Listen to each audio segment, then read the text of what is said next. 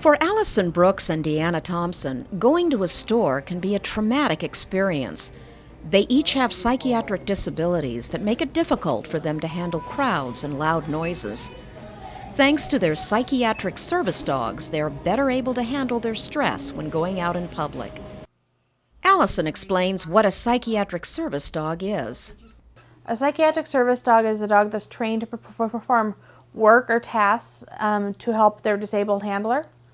It means that they are actually trained to do these things. For example, Allison's and Deanna's dogs are trained to lead them out of a store if they're experiencing anxiety. Unfortunately, it's not uncommon for people with disabilities to be wrongfully prevented from going into a public place, like a restaurant, store, or even a hospital with their service dog.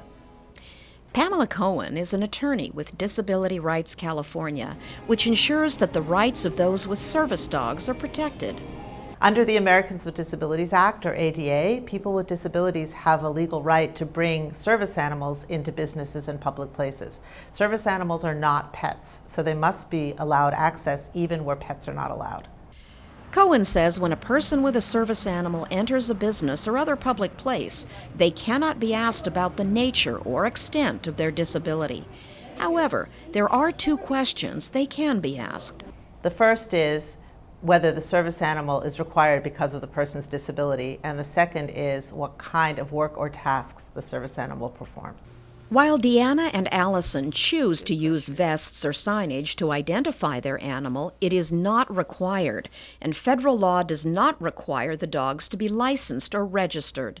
Businesses and other public places are prohibited from asking for any proof or documentation that an animal is a service animal. But Pamela says there is something that is required. In addition to being individually trained to perform disability-related work or tasks, service animals must always be under the handler's care and control and cannot pose a threat to people or property. Deanna faced an issue involving a large store that refused to take action against a pet dog that harassed her service dog. She's also faced incidents where hospitals didn't allow her to have Max.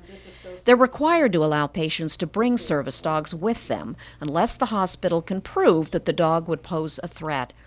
Having Max has helped Deanna be a better advocate for herself when faced with these situations. I have, over time of having him the past 5.5 years, to tell managers, no, I do have the right by the ADA to be here. Henry also helps his owner, Leo Alfaro, deal with his mental health issues. However, he is not a psychiatric service dog.